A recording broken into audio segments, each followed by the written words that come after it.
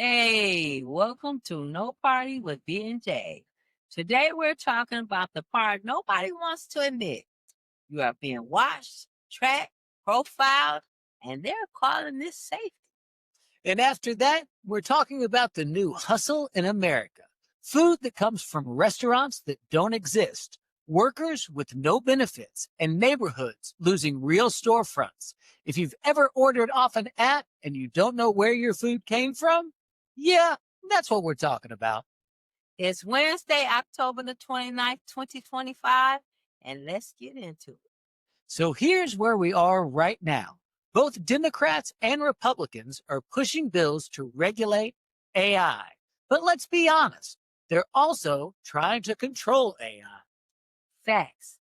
In the Senate, you've got lawmakers from both parties backing these AI safety bills that sound good. National security, protect the kids, stop the lies. But when you actually read them, they give government the power to demand info from the people building the tech and block what can go online. That's not me guessing. That's the new AI oversight proposal from Senator Josh Hawley, Republican from Missouri, and Senator Richard Blumenthal, Democrat from Connecticut. They've pushed legislation that forces companies building advanced AI to submit systems to review before release and face penalties if they don't. Which means before certain AI tools ever touch the public, the government gets to see them, approve them, and decide if they are safe. I just want everybody to hear that and sit with it. Now, let me give you the receipt moment. Lawmakers say this is about national security and stopping AI.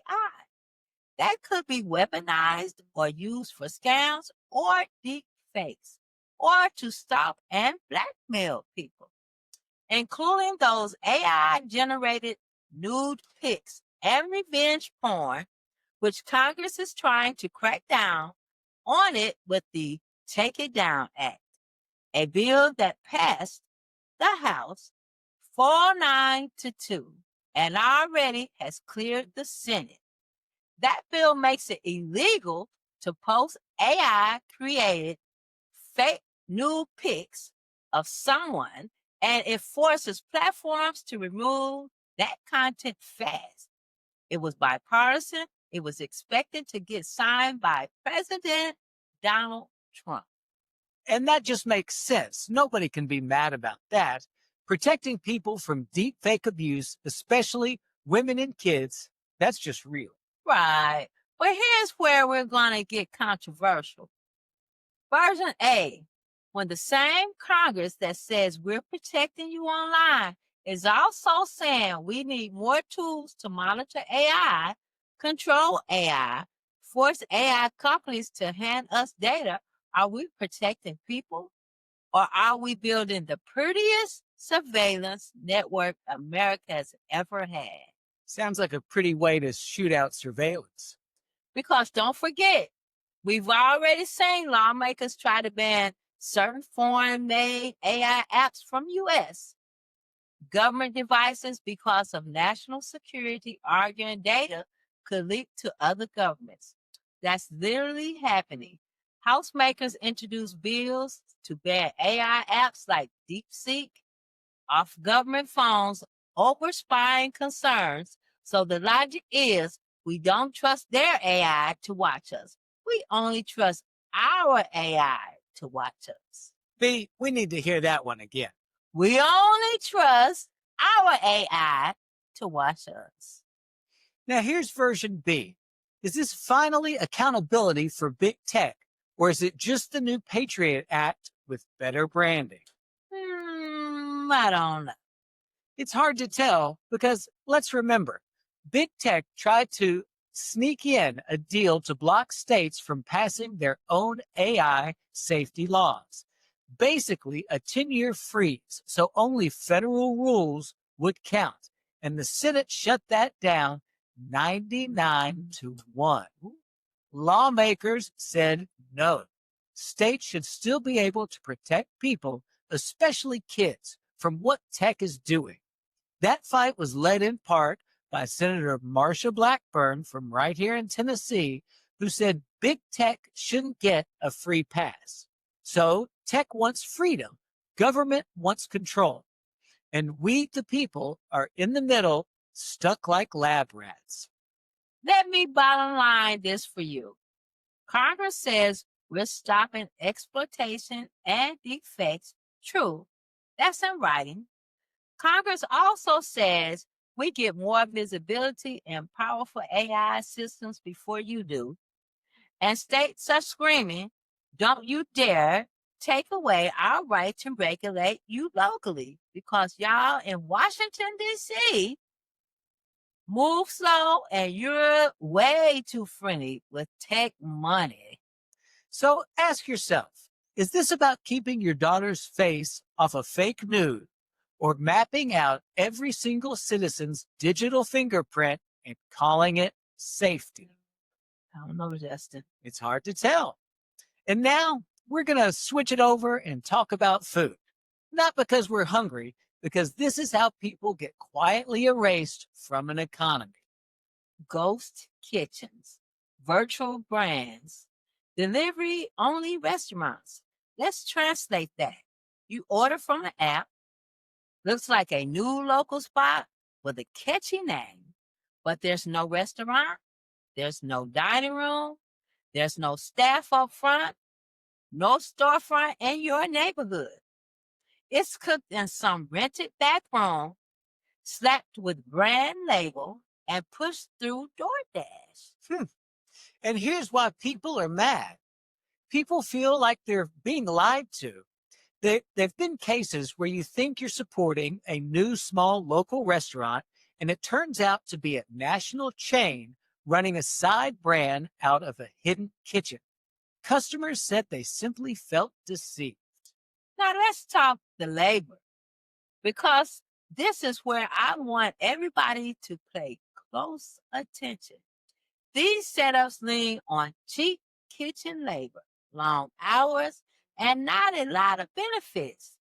There are documented concerns about wages, safety, and basic working conditions in these ghost kitchen operations. So when people say AI is taking jobs, I always say, nah, baby, the business model already took them before AI.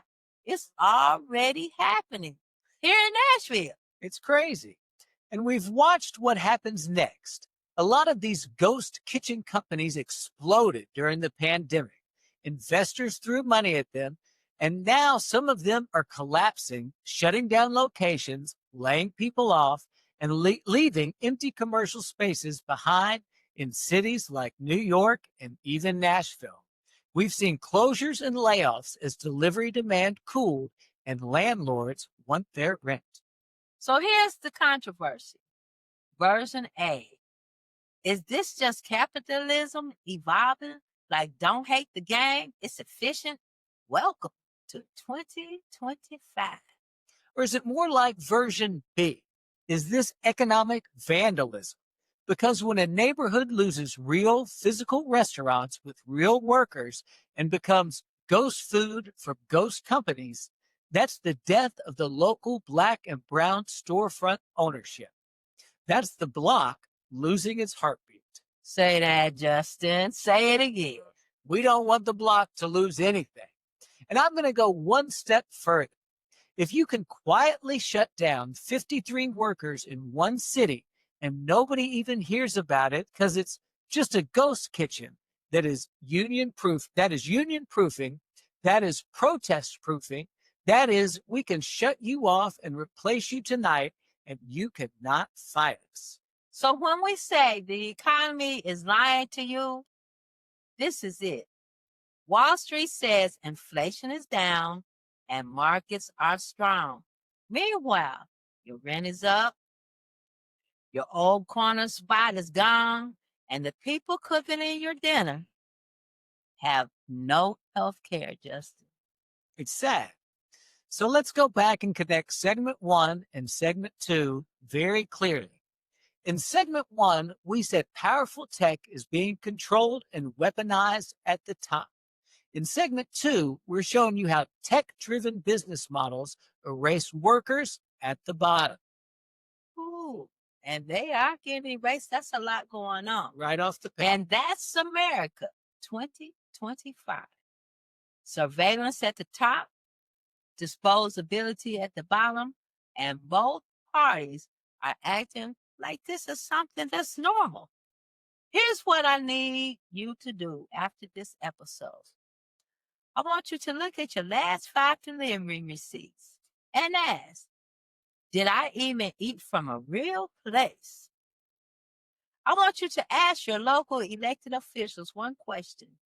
Who's watching the watchers when it comes to AI? AI is taking over, and it's hard to tell who is watching who. Correct. And we want to hear from you. Drop a comment and tell us which one scares you more right now in America. Government and tech teaming up to scan and control digital life, or the quiet job death, work disappearing into the invisible economy? Ooh, because the truth is, neither one is in the future. Both are already here today, October the 29th, 2025. This has been No Party with B&J. We love you guys, so stay loud, stay smart, and vote if you can. Then go vote if you can. If you can't vote, I want you to hand deliver 5 people to the polls. We'll check you on the other side.